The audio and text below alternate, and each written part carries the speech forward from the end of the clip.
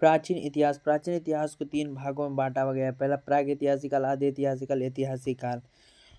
अभी जानेंगे प्रागैतिहासिक काल। प्रागैतिहासिक काल को पूरा पाषाण काल को रखा गया। पाषाण काल के अंतर्गत 4 भागों में बांटा गया। पूरा पाषाण काल, मध्य पाषाण काल, नव पाषाण काल, ताम्र पाषाण काल। सबसे पहले जानेंगे इतिहास क्या है। अतीत का अध्ययन इतिहास कहलाता है। इतिहास के जनक हेरोडोटस को कहते हैं। मानव जाति का पालना अफ्रीका महादेश को कहते हैं, जबकि सभ्यता का पालना एशिया महादेश को कहते हैं। इतिहास को 3 खंडों में बांटा गया। प्रागैतिहासिक काल, आदि ऐतिहासिक काल, ऐतिहासिक काल। पहला जानेंगे प्राग ऐतिहासिक काल। इतिहास का वह समय जिसमें मानव लिखना पढ़ना नहीं जानता था। इसकी जानकारी केवल पुरातात्विक साक्ष्य से मिली है। इसके अंतर्गत पाषाण काल को रखते हैं। प्राग ऐतिहासिक काल के अंतर्गत पाषाण काल को रखते हैं। पाषाण काल को स्टोन एज भी बोलते हैं। पाषाण काल वह समय जब मानव पत्थर के औजार एवं हथियारों का उपयोग करता था, पाषाण काल कहलाता था। भारत में सर्वप्रथम 1863 ईस्वी पूर्व में रॉबर्ट ब्रूस फ्रूट ने पाषाणकालीन सभ्यता की खोज की।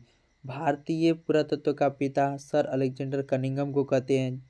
भारत का पुरातात्विक संग्रहालय इंदिरा गांधी मानव संग्रहालय है, जो संस्कृति मंत्रालय के अधीन है। मिलने वाले धातु के आधार पर नामकरण क्रिश्चियन थॉमस ने किया।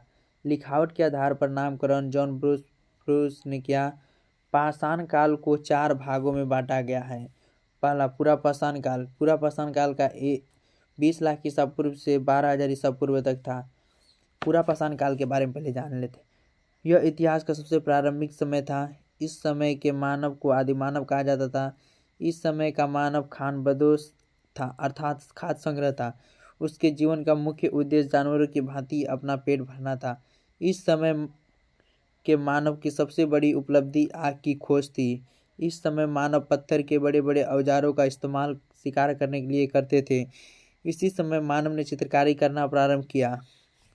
भीमबेटका के गुफाओं में पूरा पाषाण काल के चित्र देखने को मिलते हैं, जो मध्य प्रदेश के अब्दुल्लागंज रायसेन में स्थित है।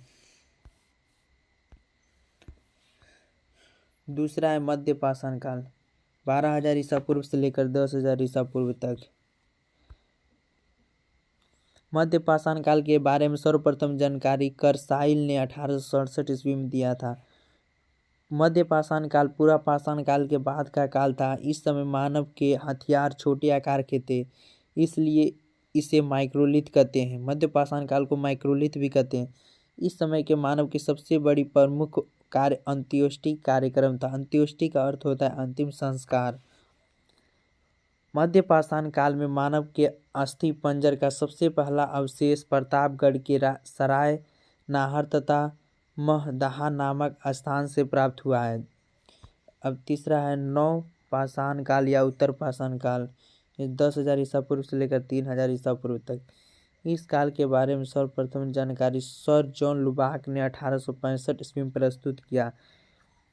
नव पाषाण काल में मानव ने अस्थायी आवास बना लिया था, साथ ही कृषि तथा पशुपालन भी करना प्रारंभ कर दिया। मानव ने इस काल में पहिया तथा मनका की खोज की। कर्नाटक के मैसूर के पास संगनकल्लू नामक नवपाषाण कालीन पुरास्थल से राख के टीले प्राप्त हुए थे। पशुपालन का साक्ष्य भारत में आदमगढ़ एमपी तथा भागौर राजस्थान से प्राप्त हुआ है।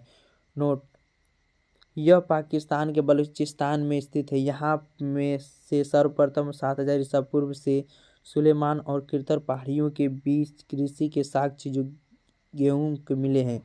बुर्ज हुमिया, यह कश्मीर में अवस्थित है। यहाँ गर्तवास का प्रमाण मिला है। यहाँ से मालिक के साथ कुत्ते दफनाने का साक्ष्य मिला है।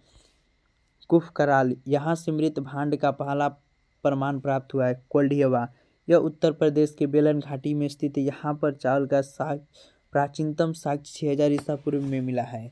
चिरांद, यह बिहार के सारण जिले में स्थित है। यहाँ से प्रचुर मात्रा में हड्डी के उपकरण प्राप्त हुए।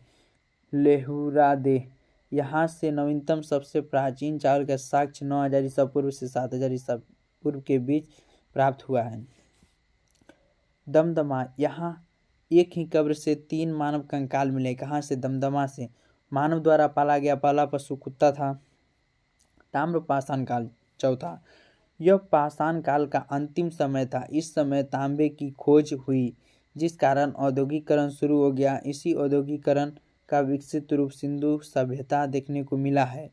नवादा टोली मध्य प्रदेश का एक महत्वपूर्ण ताम्र पाषाणिक स्थल है, जिसकी उत्खनन HD संकलायन ने करवाया था। मानव द्वारा खोजी गई पहली धातु तांबा थी।